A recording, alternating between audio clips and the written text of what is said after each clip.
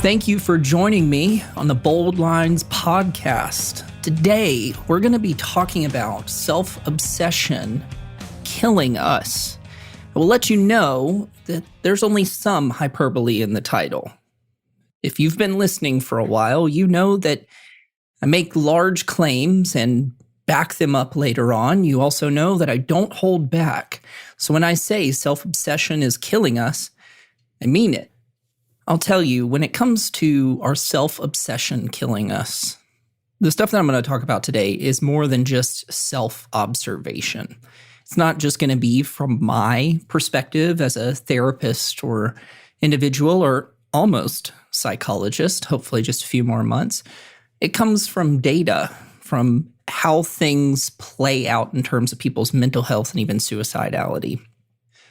What I mean by self-obsession is a hyper-focus on yourself. This hyper-focus on ourselves can create significant issues.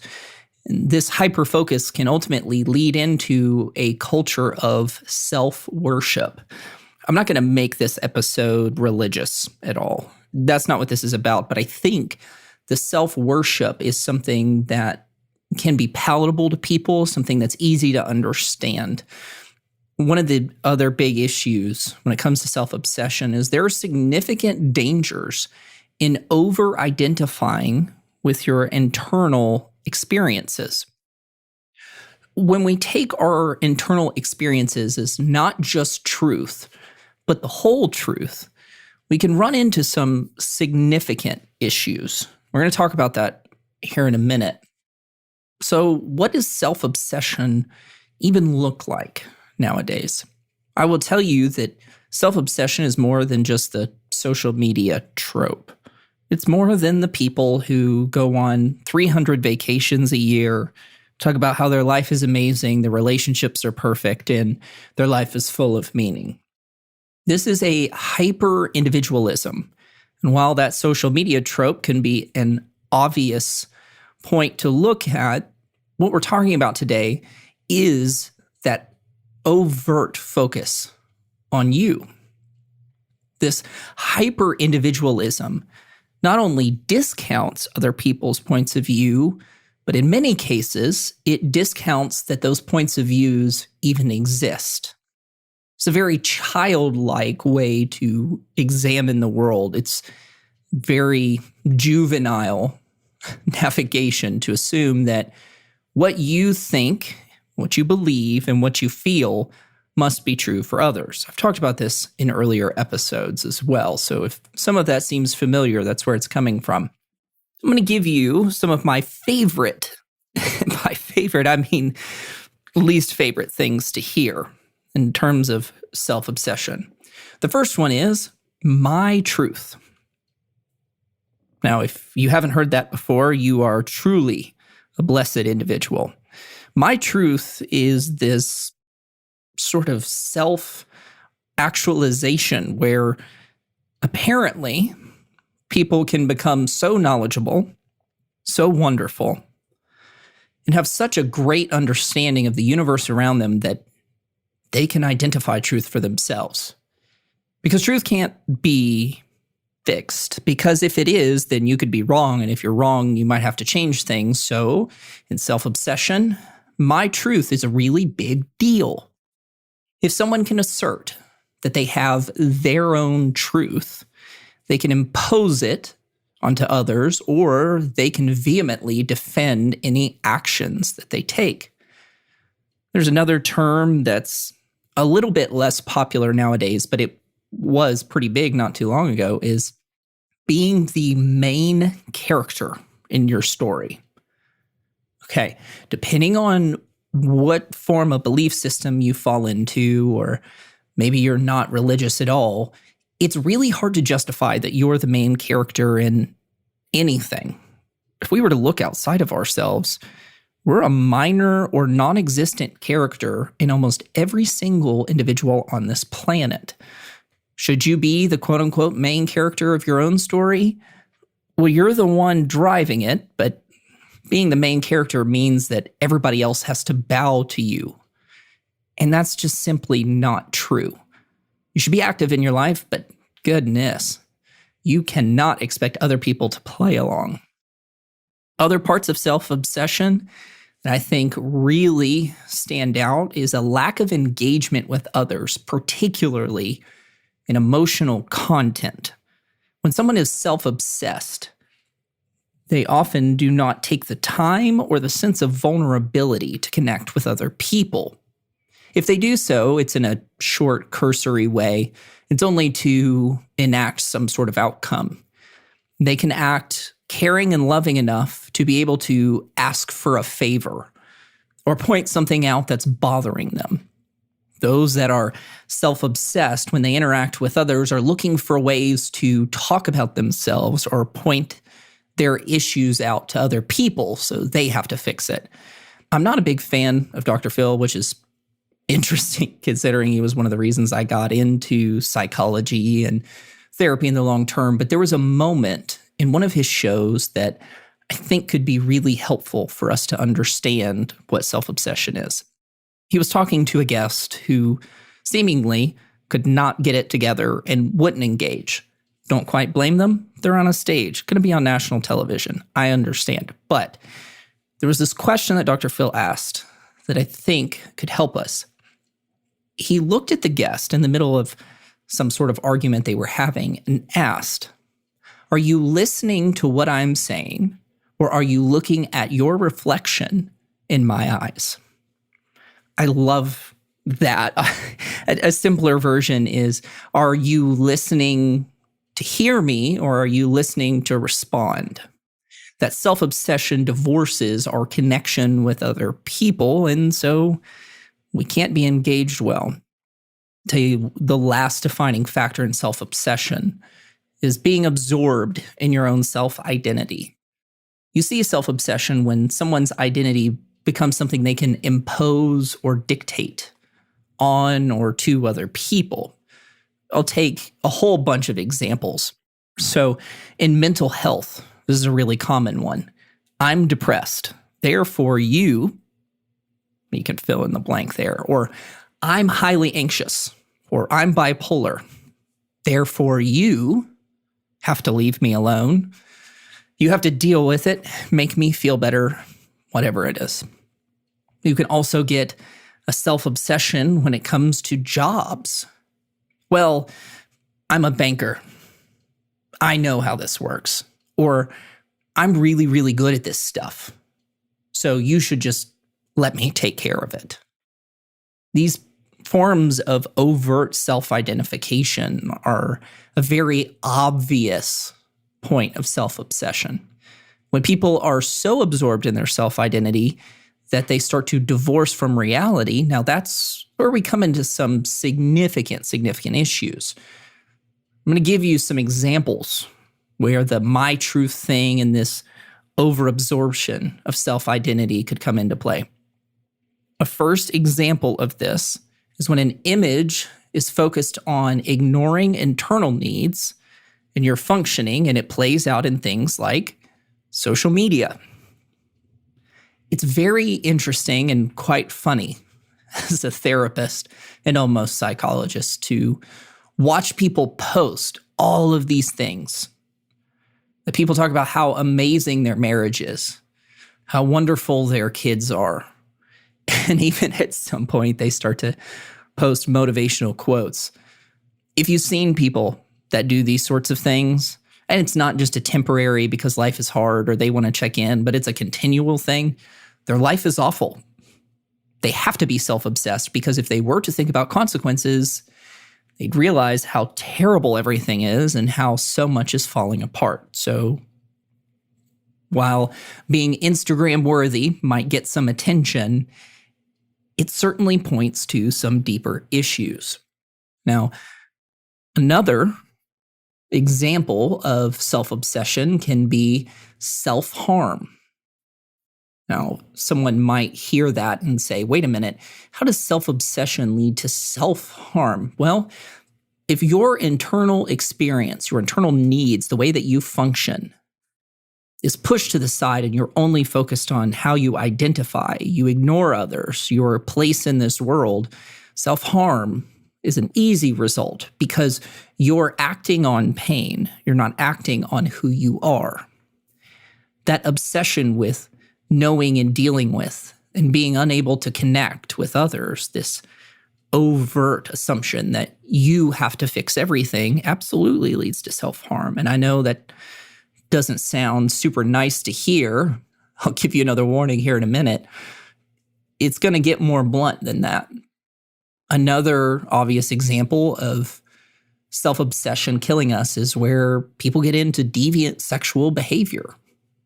Our self-obsession with feeling good, to getting a release, can lead us down pathways that bring us many kinds of consequences, some of them including STDs or risky behavior.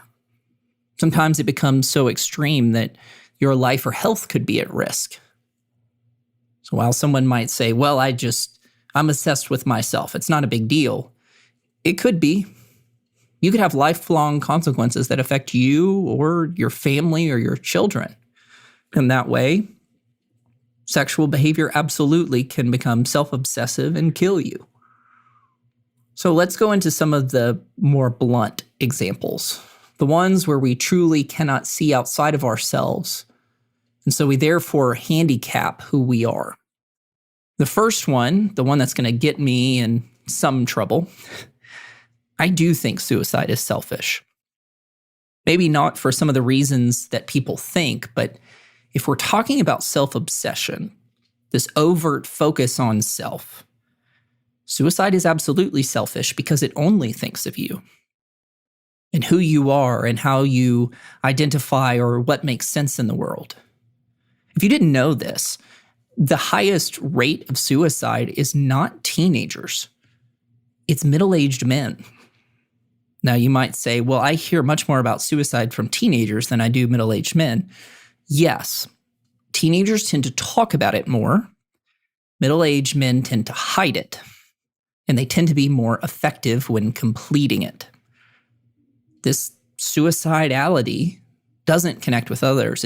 You're not vulnerable. You're not open. You don't allow other people to help you, either because you're too small, broken, or not worthy all along.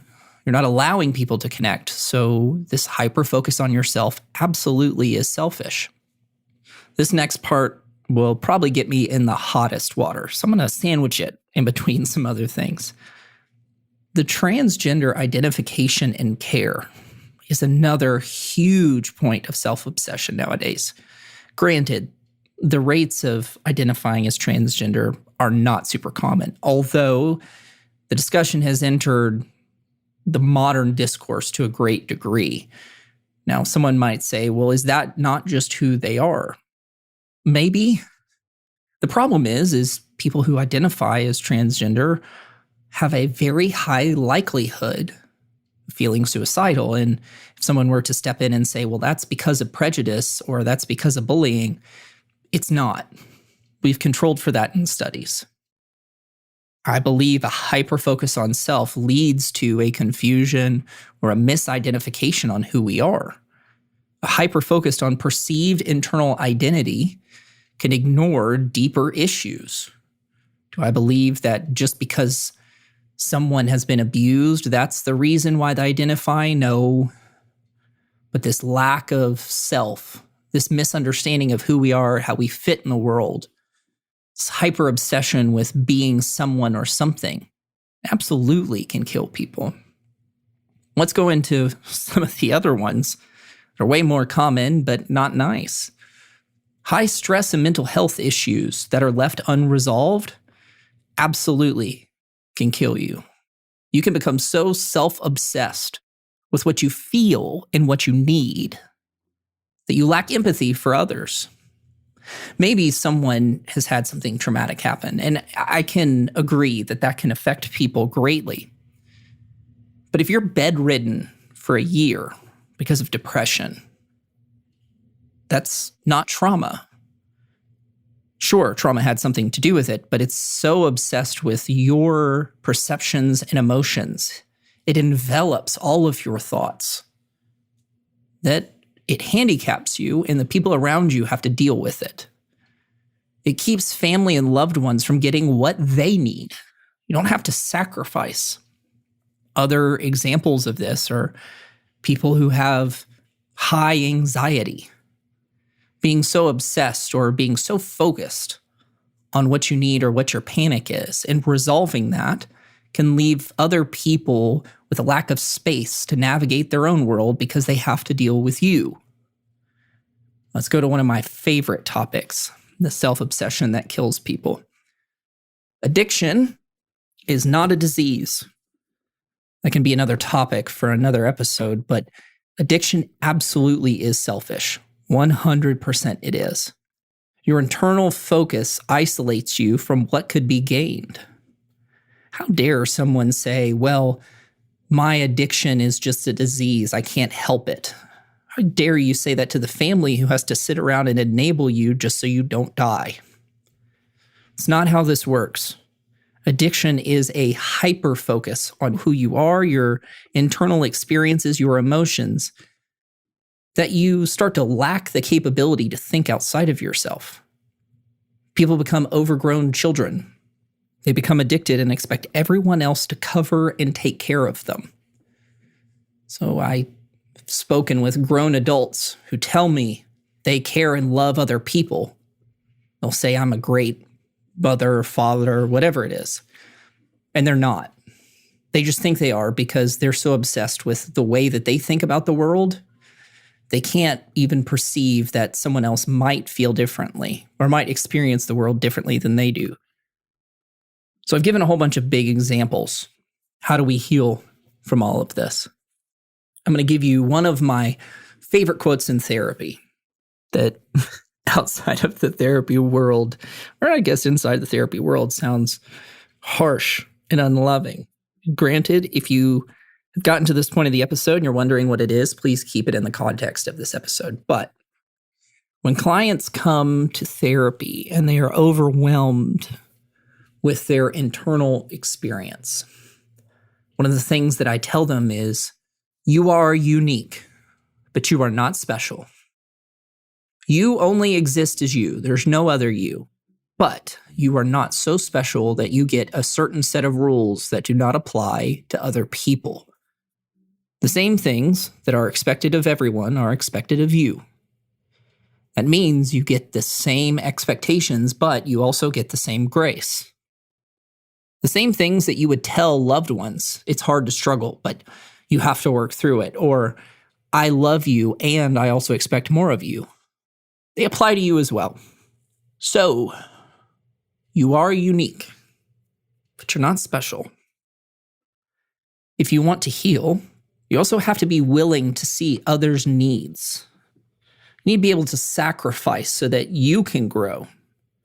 An interesting conversation that I have in therapy pretty often is that people will sacrifice for others and assume that it's a good thing. But if someone were to sacrifice for them, then they have to reject it for some reason. You have to be able to see others. You have to be able to connect and realize that your sacrificing could be allowing them to sacrifice. Or it might just be on a basic level that you feel anxious. So what? You could take a deep breath, you can process it later, and you should, but in that moment, the whole world doesn't stop for you. Now, that can seem overwhelming or mean, but here's the thing. You can function even if you care a little less about the anxiety. For many people, being able to brush off things like anxiety is part of the healing. Absolutely, process it later, but in the moment, sorry, you're not special. Everybody has to deal with this stuff. If you find that you might be a little too self-obsessed, and it's bringing a great detriment to your health or mental health, get off of social media. In fact, get off as much media as you can. It's rather fascinating to watch people who are suffering with a turmoil of self-identity, to see them disconnect virtually and in no time flat, they start feeling better, or they start, quote unquote, coming to their senses. For those that have heard some back and forth with this next thing, I'm going to lay it out flat. Issues and patterns can 100% be socially contagious. People can suffer in similar ways as it connects them to other people. We can see ways that others have coped and decided that that might help us as well. It can help us feel as if we have a community, if there are others who understand us. So if your self-obsession is killing you, you should probably disconnect from the people who are feeding you poison. Another big thing as we start to close out today is recognize that some people make a living or even a prominent self-identity from being self-obsessed. No matter how amazing they might seem, no matter how much they tell you they're fantastic, it's very likely that they're miserable. No matter what their posts, no matter what their speech has said, when we are so focused on ourselves that we lose the ability to connect with other people, it's not just that we're sad, it's that we lose meaning. And if you're wondering for yourself, what does it look like to change? Step outside of you. One of my favorite recommendations that isn't necessarily transferable is if you've ever wondered if your life has meaning, if you have it okay. If there's nothing to your life, I would encourage you to grab a passport and go do some humanitarian work in a third world country. Typically, the people who say that their life has no meaning or there's no hope in the world haven't experienced a world outside their own. If that's not possible, as it isn't for a lot of people, consider others around you. This isn't a way to put yourself down, but it is a way to recognize it's not all about you, and there are probably many things that you have on your side. Not the least of those being the people around you who care. Thank you for listening. I hope you got something useful out of this episode. If you feel like this was beneficial to you, you can follow the podcast for weekly updates. You can share this episode and many others with those around you. If you feel so inclined, you can leave something in the tip jar to help pay for the production of this podcast. Thanks. Have a great day.